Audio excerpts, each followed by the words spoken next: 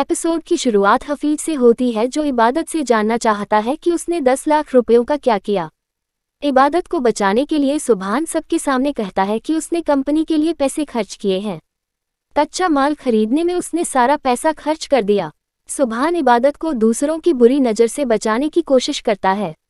जब मन्नत इबादत को अपमानित करने की पूरी कोशिश करती है तो सुभान उसे याद दिलाता है कि उसे नीचा दिखाने का कोई अधिकार नहीं है। वो उसे निजी मामलों में दखल देने से मना करता है। जब मन्नत बताती है कि वह भी उनकी कंपनी का हिस्सा है तो सुभान उसे उसकी सीमाओं का एहसास कराता है। वो यह भी कहती है कि इबादत ही ऑफिस में मन्नत की बॉस है।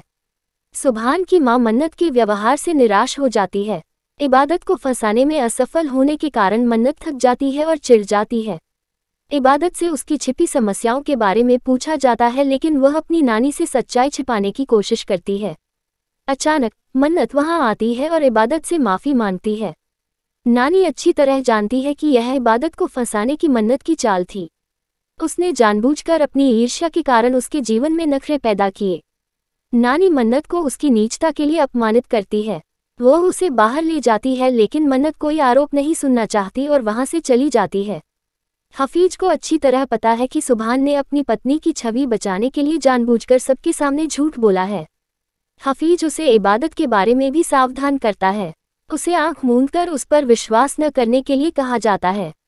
अपनी पत्नी की सुरक्षा करना उसकी जिम्मेदारी है, लेकिन इबादत द्वारा छिपाए जा रहे वास्तविक तथ्यों को जानना भी महत्वपूर्ण है। उसे उसका और उसकी संपत्ति का दुरुपयोग नहीं करना चाहिए। इस बार मन्नत एक और मजबूत योजना बनाना चाहती है ताकि कोई भी इबादत को उसकी साजिशों से बचा न सके।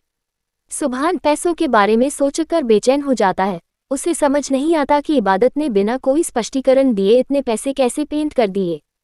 कमरे में आकर इबादत अपने पति को कसकर गले लगाती है और उसे अपमान से बचाने के लिए धन्यवाद देती है। लेकिन इस बार सुभान वास्तव में इबादत से रहस्य जानना चाहता है और उससे फिर से पूछता है कि उसने उन पैसों का क्या किया है। वह इबादत को दोषी ठहराता है, जिसके लिए वह सबके सामने झूठ बोल रहा था।